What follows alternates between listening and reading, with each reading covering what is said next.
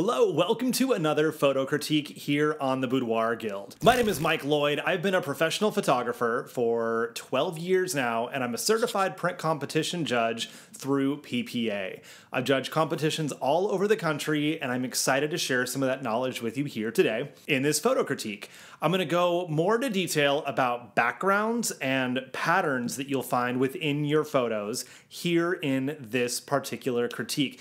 And at the end, I'm going to give you some tips and tricks on how to avoid distracting patterns and use them to your advantage. So don't check out early.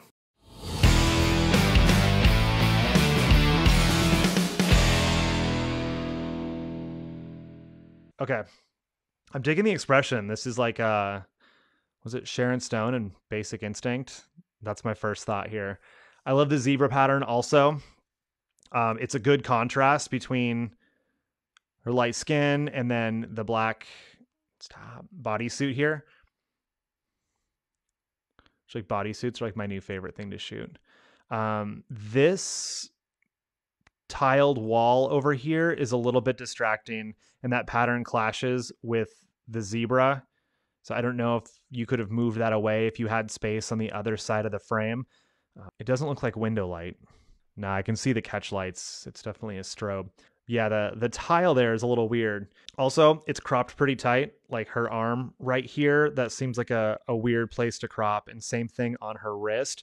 I don't mind it down here, but this is just way too tight on this side and this side. I don't know if you had enough room to do that in there, but the pose looks good. Her expression looks fantastic. I like that. Again, it's too cramped on the sides. So if this were a situation like where I don't have enough space on the side here or over here to extend her out, bring her hands on her knees or just bring them kind of down by her sides, bring them up into her hair. Lots of different things that you can do with this if you're working with a limited amount of space. But yeah, I think this is a great wardrobe choice for this textured background. So yeah, same, great. I love this expression right here. I like the way her arms help frame her face. In the corner of the chair, this little guy seems a little bit distracting to me. Also, cropping here through her hands, it's still pretty tight. Same thing down here. It's just cut in too much. I think her eyes are at a good place here, and I like the positioning of her. It's just too tight. But yeah, the expression is fantastic. It's great. Like her face isn't being squished against her arm here. The eyes are super sharp. Totally nailed that. The lighting looks good. Her skin looks fantastic. I think the biggest thing is just the crop. I tend to err on the side of shooting too wide when I do sessions, just because you can crop it in later, but you can't add space. And yeah, the gap over on this side too is pretty tight. It feels like she's almost like she's in a box and she's scrunching up to fit. I know she's scrunching up to fit on a chair, but it feels like that. Definitely feels more open than the last one. I love the light on her cheekbones. Right here, that is gorgeous. Super sharp. I also love having my clients close their eyes and kind of look away. It's such a powerful storytelling element.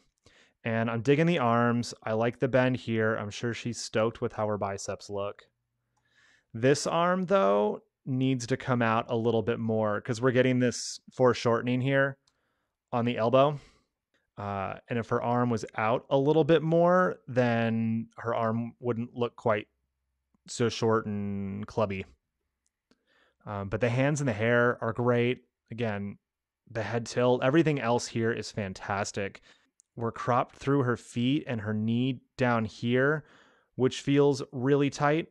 Yeah, I think the zebra stripes here are fantastic. It's a nice contrast against her skin. I think if she had tons of tattoos, you'd lose her in here. And if she had any busier an outfit, you would lose her in here. But I think this is fantastic.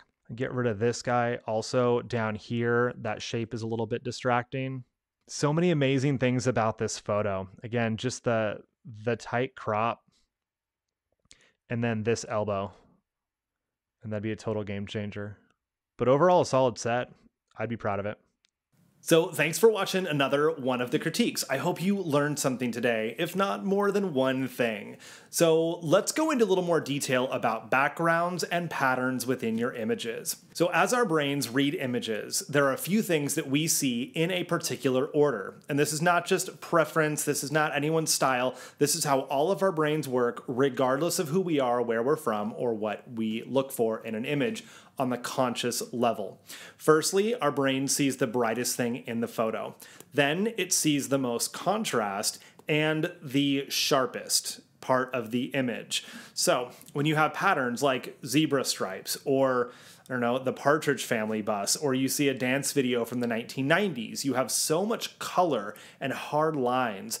That is contrast, also sharpness. And when certain things are brighter than others, those will jump out first. So always keep that in mind when putting your images together. I recently, not that you can see this right now, I'll upload a picture for you. I recently took something down that was in my own studio that I thought looked super cool, but I was having to do a lot of post-production to minimize how bright it really was in my photos. I had window scarves up over my curtains. Here's a photo of the wall. These silver window scarves that hung over the curtains I thought looked really cool, but they were really shiny compared to a matte purple wall and matte black curtains. So I had these hard vertical lines that were metallic silver in all of my photos. So I had to go through with my localized adjustment brush and lower the highlights and the whites on those in most of my images. It got to be super annoying, and I realized this isn't actually adding to the photos. It needs to go. So I took them out, and I love this space that much more now. You might not be able to take things out of your space when you're shooting. Maybe you're in a hotel room or an Airbnb. You can't control it. Or if you shoot natural light, that's just the direction that you have to be in, and there are things in the background that might be distracting. But you can always move your subject away from them. You can do post-production if you need to. But if there's any way that you can just remove anything distracting from the images, that would be ideal, because more is not always better. So take a look at your photos. Look at the areas that are brightest, look at the areas that have the most contrast, and the areas that are the sharpest. That is where our brain goes in the images. We want that to be our subject, or the part of our subject that we're focusing on in the photo. So take another look at your images, see what you see what you would adjust if you were to reshoot that, and keep that in mind for your next shoot. If you have images that you would love to see in these critiques, send them on over. I'd love to check them out. Mike@boudoirguild.com. Just no nudity, please. I know this is a boudoir channel, but I can't share the videos on YouTube if we have anything that I need to censor in there. But anything else is fair game, and I would love to see it and give constructive feedback for you. Again, send it to mike@boudoirguild.com. And if you want to know more about shooting, I have plenty of other critique videos on this channel, as well as how to book more clients. You are amazing. See you inside.